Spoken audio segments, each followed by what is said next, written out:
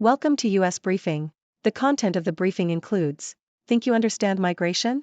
This book will teach you otherwise. Paul McCartney says Yoko Ono being in the studio was interference. Jamie Watt, Toronto needs a bold vision to tackle its traffic woes. Who will step up? Coyotes visit the Rangers after shootout victory. Sunday's Scottish gossip. Think you understand migration? This book will teach you otherwise. Telegraph.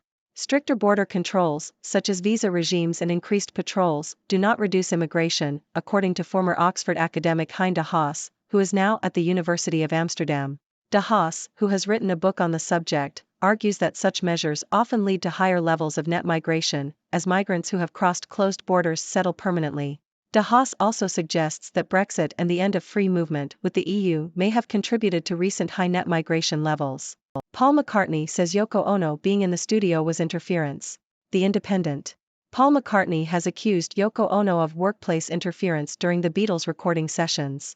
McCartney spoke about the subject in a recently released episode of his podcast McCartney, A Life in Lyrics.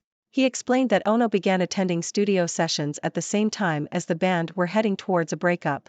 McCartney said that although no one raised an issue with John Lennon over Ono's presence, they did not particularly like it and considered it an interference in the workplace. Jamie Watt, Toronto needs a bold vision to tackle its traffic woes. Who will step up? The Toronto Star.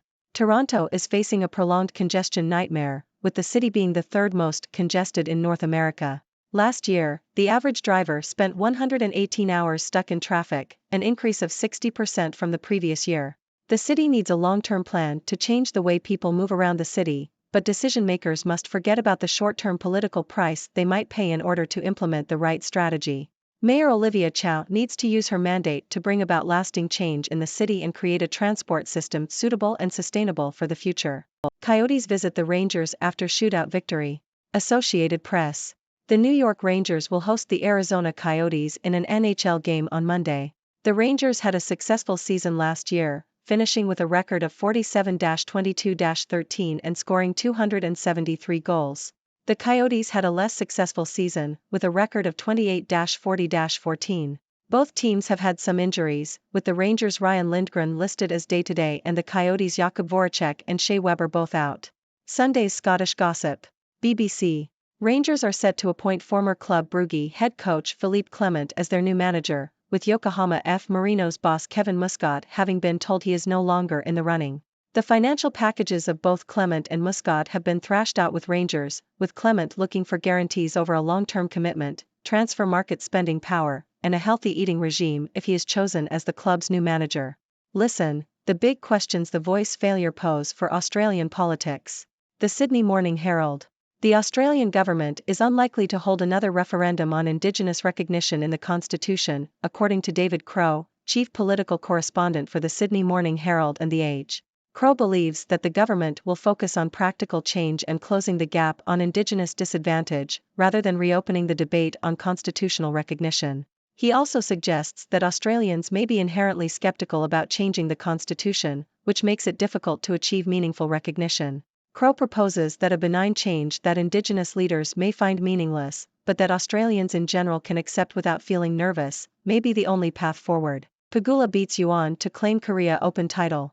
Associated Press. Jessica Pegula won the Korea Open, beating Yuan Yu 6-2, 6-3 in the final. Pegula, who is the first American since Venus Williams in 2007 to win the title in Seoul, dropped only one set throughout the tournament. She expressed her gratitude for the support from the fans and the significance of winning in her mother's home country. Yuan, ranked 128th in the world, showed no signs of nerves in her first career final but was ultimately defeated by Pegula's powerful play from the baseline. This victory marks Pegula's fourth career title and her first outside of North America. Putin says Russian forces improving positions along front line in Ukraine. Reuters. Russian President Vladimir Putin has claimed that Russian forces have strengthened their positions across the entire front line in Ukraine after the failure of Ukraine's counteroffensive this year. Russia currently controls about 17.5% of Ukrainian territory, and a Ukrainian counteroffensive over the past 4 months has made almost no net territorial gains, according to Western analyses. The Ukrainian army has struggled to penetrate Russian lines, which have been fortified with minefields and additional troops. Putin described the current situation as an active defense and stated that Russian troops are improving their position across a large area. That's all the news for today, folks. We've covered everything from migration to music, traffic to sports, and even politics and international affairs. It's been quite a diverse mix of topics, hasn't it? Let's start with migration. According to former Oxford academic Hinde Haas, stricter border controls actually lead to higher levels of net migration. So all those visa regimes and increased patrols may not be as effective as we thought. In fact, De Haas suggests that Brexit and the end of free movement with the EU may have contributed to recent high net migration levels. So maybe it's time to rethink our approach to immigration. Speaking of interference, Paul McCartney has accused Yoko Ono of workplace interference during the Beatles' recording sessions. Apparently, her presence in the studio didn't sit well with the band, especially as they were heading towards a breakup. McCartney didn't hold back in expressing his feelings, calling it an interference in the workplace. Well, it seems even the greatest bands have their share of workplace drama. Now let's talk about traffic. Toronto is facing a congestion nightmare, with the city being the third most congested in North America. Last year, the average driver spent a whopping 118 hours stuck in traffic. Mayor Olivia Chow has a big task ahead of her to change the way people move around the city. But as the article suggests, decision-makers need to forget about the short-term political price they might pay and focus on implementing the right strategy for a sustainable future. So, let's hope Mayor Chow steps up and tackles this issue head-on. In sports news, the New York Rangers will be hosting the Arizona Coyotes in an NHL game. Both teams have had their share of injuries, but it's always exciting to see them face off on the ice. And speaking of sports, Jessica Pegula won the Korea Open, beating Yuan Yu in the final. This marks Pegula's fourth career title and her first outside of North America. Congrats, Jessica! Moving on to international affairs, Russian President Vladimir Putin claims that Russian forces have strengthened their positions along the front line in Ukraine. The Ukrainian army has struggled to make any territorial gains, and Putin describes the current situation as an active defense.